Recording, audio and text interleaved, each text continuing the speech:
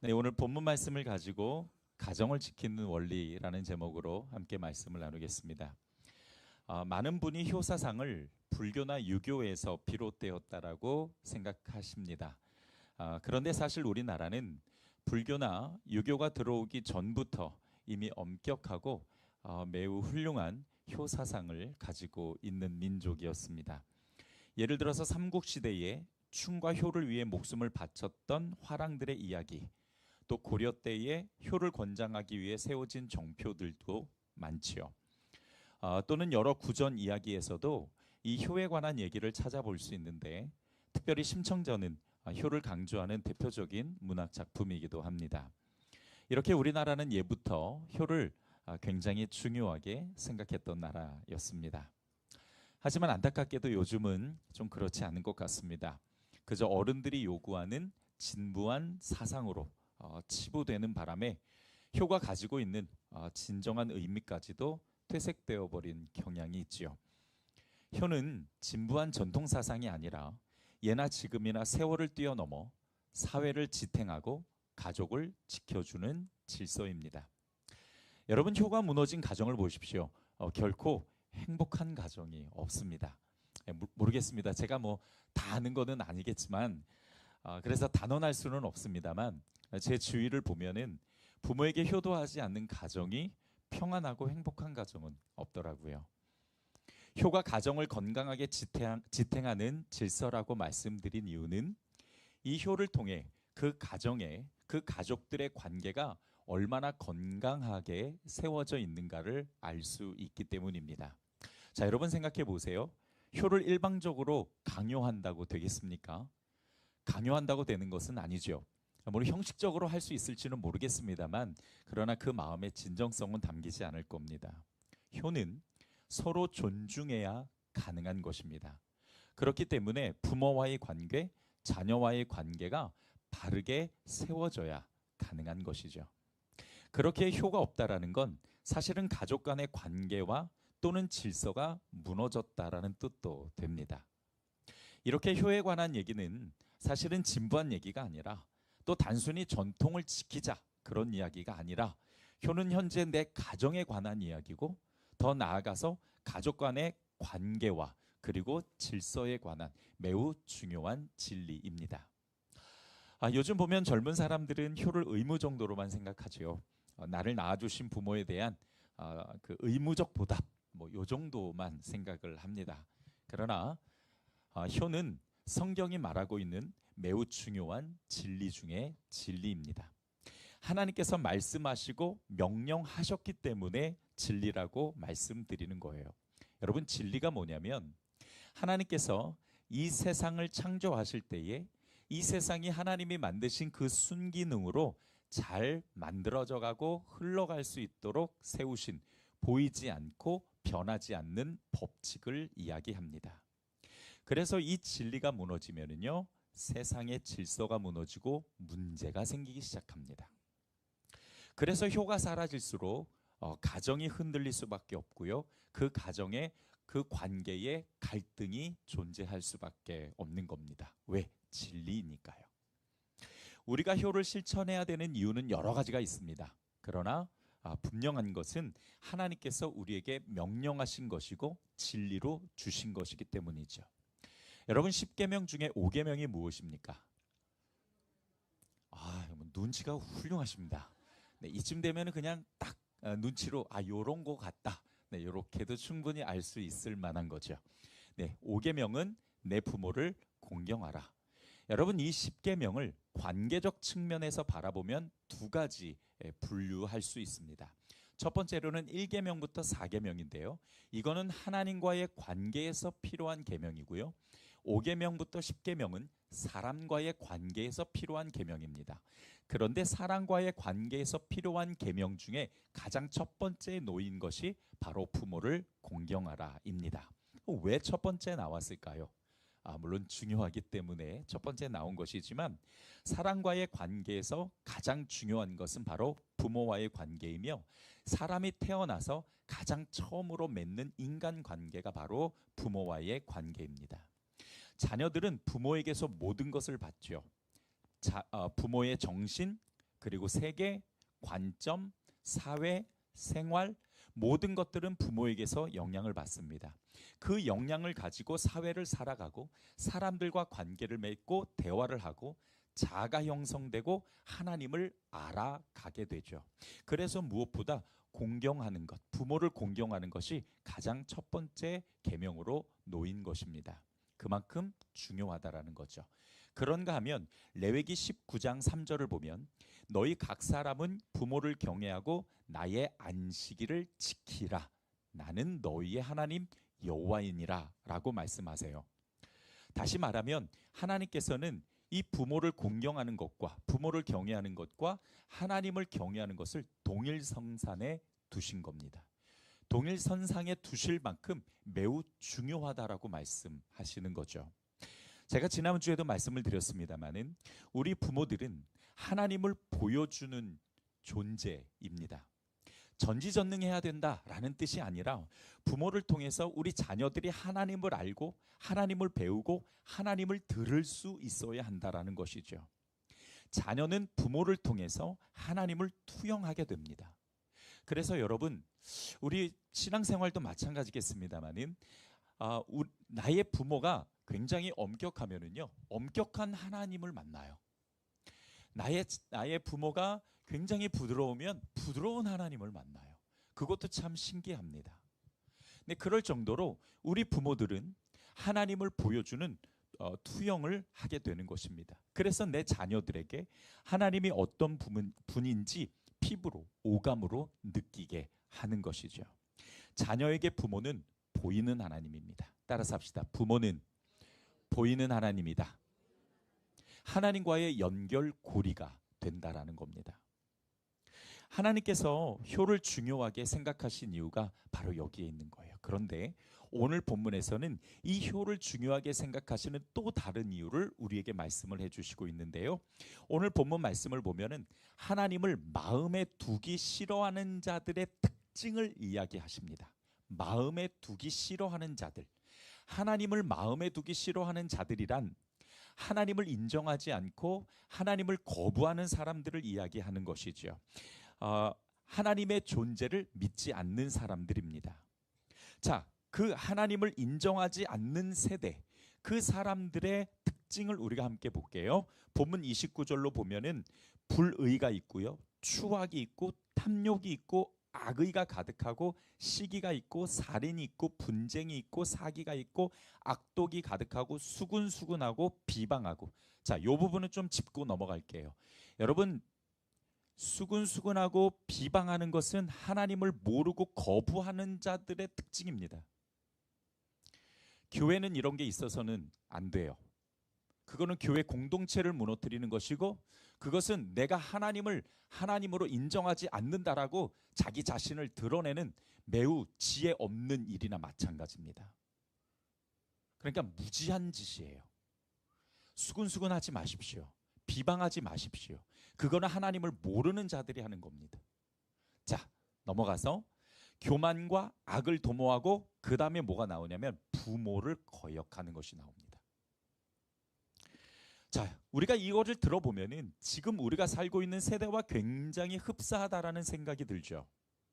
여러분, 세상이 마지막으로 치달을수록 사람들은 하나님을 거부하고 하나님을 싫어합니다. 그러면서 조금 전에 말씀드린 불의, 추악, 탐욕, 악의가 가득하고 시기, 살인, 분쟁, 사기, 악독, 수군수군, 비방, 능욕, 교만, 악을 도모하고 부모를 거역하고 우매하고 배약하고 부정하고 무자비한 상황들이, 증상들이 나타나게 되는 것이에요. 요즘 세대의 특징 중 부모를 거역한다라는 말이 포함되어져 있습니다. 그뿐만 아니라 디모데후서 3장 1절로부터 2절을 보면 내가 이것을 알라 말세에 고통하는 때가 이르니. 말세가 되면은 우리에게 고통이 다가오는데 그 고통의 내용이 뭐냐면 사람들은 자기를 사랑하는 것, 그리고 돈을 사랑하는 것, 자긍하는 것, 교만한 것, 회방하며 부모를 거역하는 것, 이런 것을 통해서 고통이 다가온다라는 거예요. 그리고 이러한 증상은 바로 종말에 나타나는 것입니다. 그러니까 여러분, 우리 성도들은 이 시대의 효가 사라지는 것을 그냥 단순히 시대가 그래, 젊은 사람들이 그래, 이렇게 볼 것이 아닙니다. 이것을 영적인 눈으로 보면은 하나님을 믿지 않는 자들이 점점 많아질수록 사실은 이러한 증상이 나타나는 것이며, 그리고 종말에 더 가까워지면 가까워질수록 이런 증상이 나타난다라는 거예요. 효가 사라지는 것을 그냥 우리가 시대적 특징이라고만 볼 수 없는 이유입니다. 이것은 곧 우리에게 있어서 신앙관에 굉장히 중요한 연결되어져 있는 증상이기도 하죠. 하나님과의 관계가 깨어진다라는 그 영적인 흐름도 바로 여기에서 나오는 것입니다. 여러분, 사람들이 왜 하나님을 인정하지 않을까요? 왜 하나님을 마음에 두기를 싫어할까요? 그것은 교만하기 때문입니다. 교만이 무슨 뜻입니까? 교만은 스스로 하나님이 되는 것입니다. 자기 자신이 스스로 하나님이 되어서 자기 인생을 결정해 나가는 것이 교만이죠. 여러분, 사람들이 왜 하나님 두기를 싫어하냐? 자기 인생을 자기 거라고 인정하고 싶은 거예요. 누가 간섭하는 거 싫습니다. 남이 결정하는 그 인생과 운명을 쫓아 살아가기가 싫은 거예요. 그래서 그저 자기 인생, 자기가 살아가고자 하는 것이죠. 그래서 하나님 두기를 싫어하고 그것이 곧 교만이라는 증상으로 나타나는 것입니다. 또 교회를 다니더라도 하나님께 전적으로 의지하지 못하는 것도 바로 이런 이유 때문이에요. 하나님을 인정하지 않는 사람은 하나님의 권위를 인정하고 싶지 않죠. 그러면서 그냥 자기 마음대로 살고 싶어 하는 겁니다. 에베소서 6장 1절로부터 2절을 보면, 자녀들아 너희 부모를 주 안에서 순종하라. 이것이 옳으니라. 내 아버지와 어머니를 공경하라. 이것이 약속 있는 첫 계명이니 라고 말씀하세요. 첫 계명이래요. 그러니까 이 첫 계명이 무엇인지를 말씀드렸죠. 사람과의 관계에서 처음 놓인 계명이기 때문에 첫 계명이라고 말씀하시고, 약속이 있다라는 것은 하나님께서 그 계명을 지키는 자에게 복을 약속해 주셨기 때문에 약속 있는 계명이라고 말씀하시는 겁니다. 효는 부모님께 순종하고 공경하는 것입니다. 공경하라는 건 존중하라는 뜻인데요. 그런데 이 순종과 존중은 어디에서 나오냐면 부모의 권위를 인정할 때 나오는 행동이에요. 부모의 권위를 인정할 때 나오는 행동, 그것이 바로 순종과 존중입니다. 그러니까 여러분, 교만한 사람은요, 부모를 존중할 수 없어요. 자기 자신이 전부잖아요. 당연히 감사를 알 수가 없죠. 고마움을 모를 것입니다.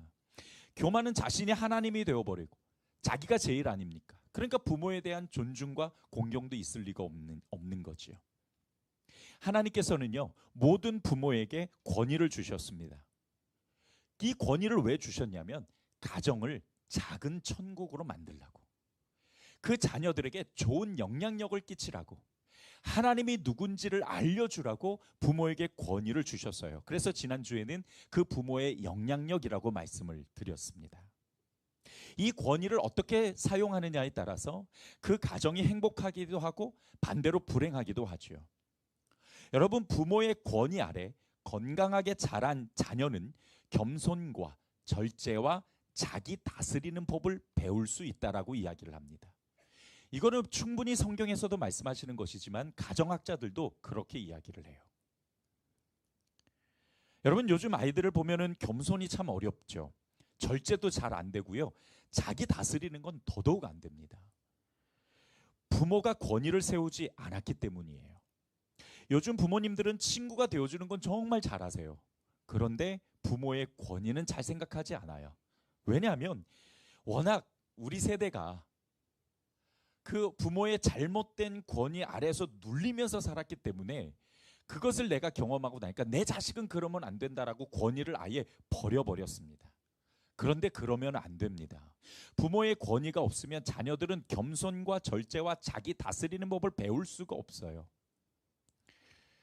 여러분, 하나님께서 우리에게 주신 자유에는 반드시 책임이라는 것이 따릅니다. 그래서 하나님께서는 진리를 통해서 우리에게 자유를 주시지만 또한 율법을 통해서 그 자유를 범위를 결정하시기도 하죠.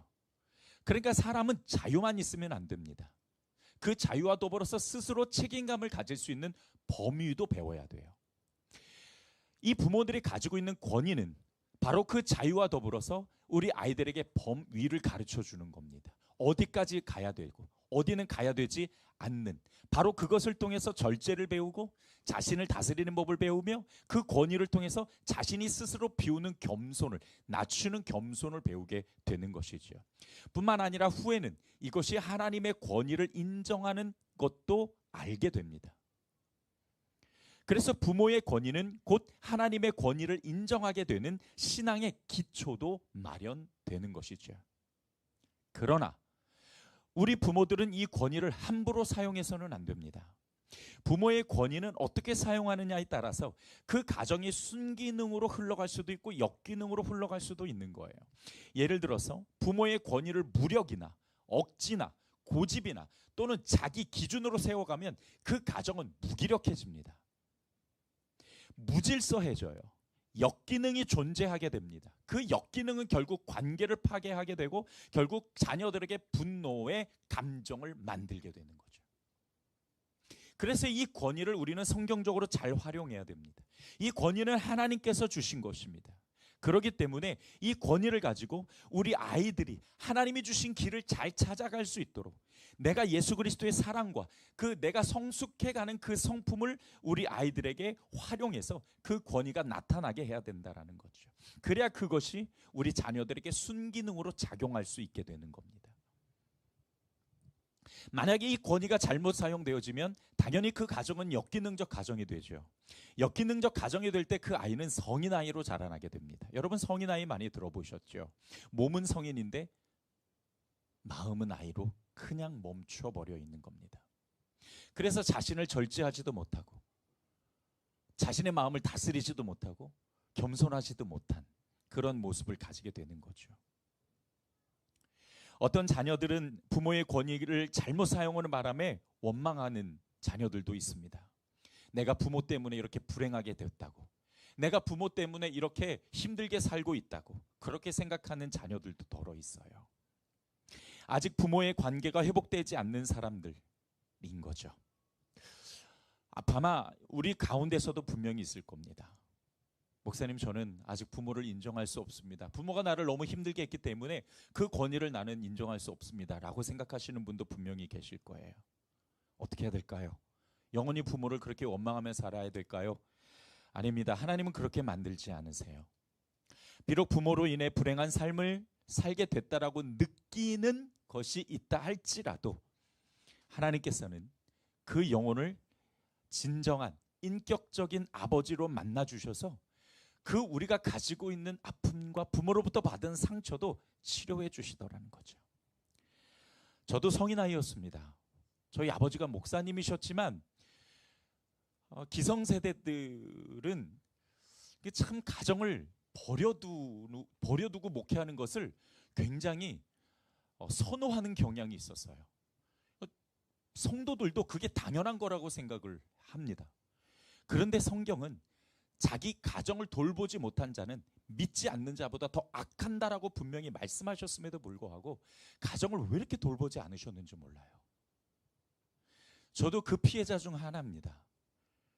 여러분, PK들이 그러니까 목사 자녀들이요, 저 때는요 참 힘들었어요. 그래서 이상하게 어긋나고 이상하게 반에서 나쁜 짓 하는 거 보면 다 목사들, 장로아들이었어요.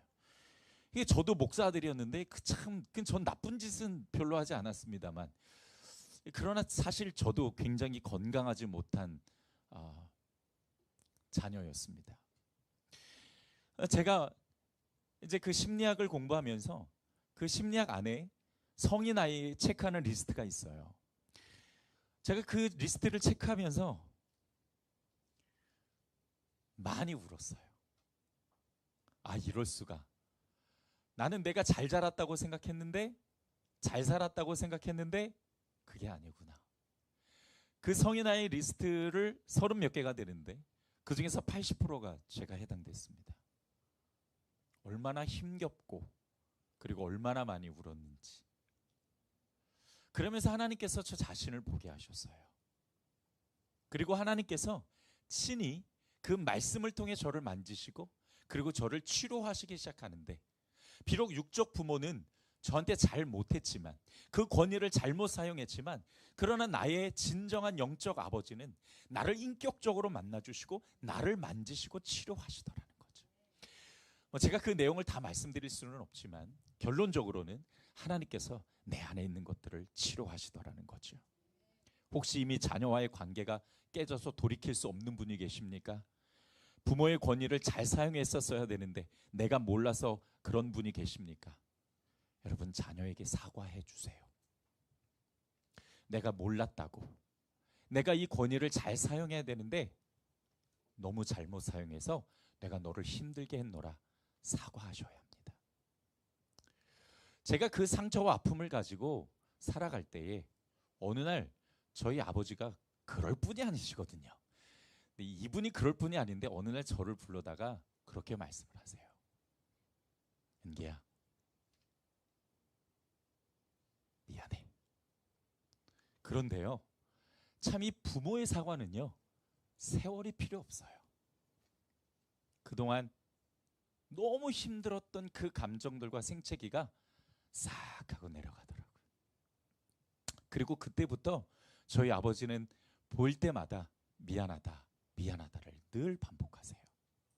어느 날은 제가 이제 아버지 댁에 갔는데 제 차가 이제 가다 보면은 좀 차가 지저분해져요. 워낙 머니까.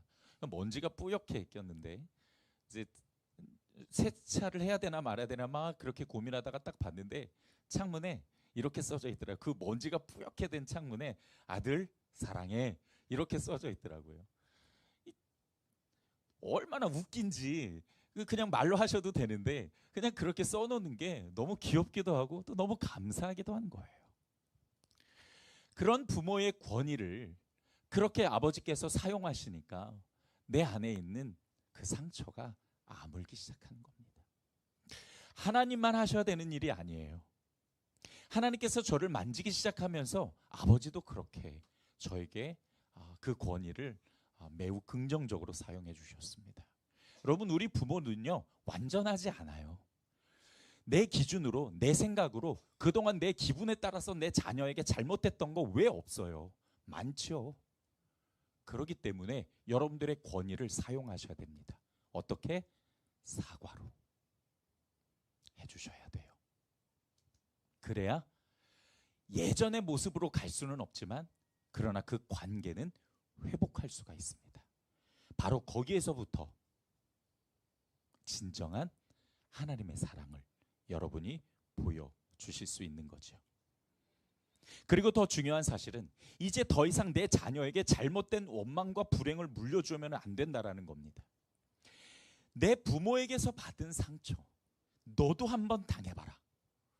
여러분, 이런 마음으로 우리 자녀를 대하시는 분은 없으실 거예요.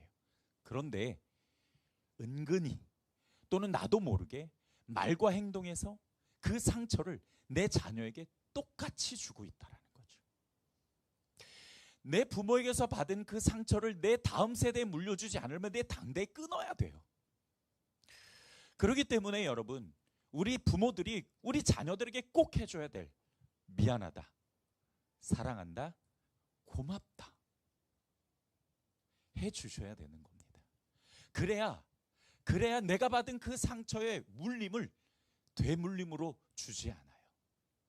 여러분, 죄는 몇 대가 갑니까? 3, 4대. 요즘 한 세대가 40년이니까 4, 46이면 160년을 물려줍니다.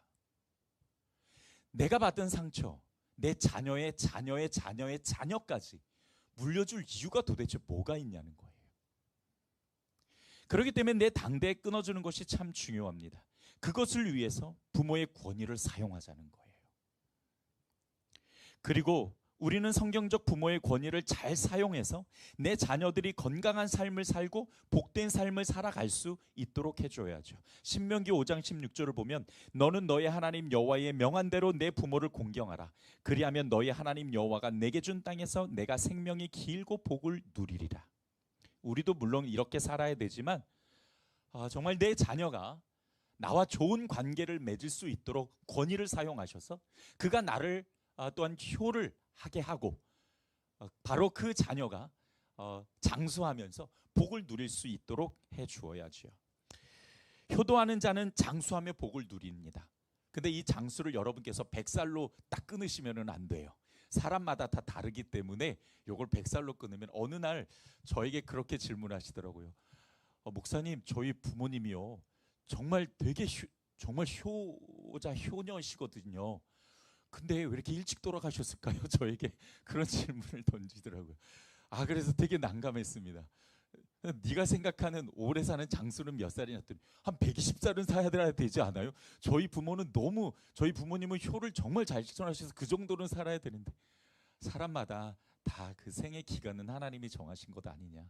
어쩌면 더 일찍 돌아가실 수도 있었는데 더 오래 살게 하신 것일 수도 있으니까 우리가 그렇게 너무 객관화시키지 말자라고 이야기한 적도 있습니다.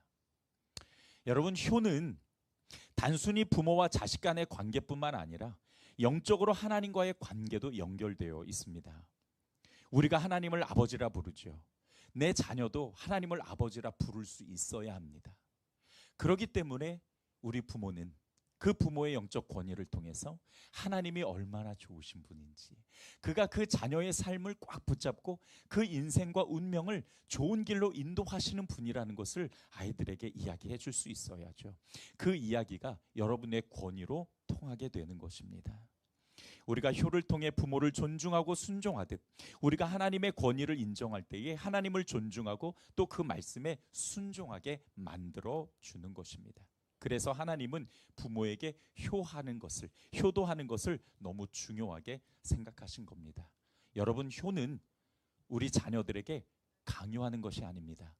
나의 권위를 사용해서 좋은 관계를 만들고, 그로 인해서 그 자녀가 겸손하고 그리고 절제하며 자기 자신의 마음을 다스리는 법을 배우게 하고, 그로 인해서 또한 나를 통해 하나님께도 순종하는 삶을 살아갈 수 있도록 가정의 질서를 세우는 것이 바로 효입니다.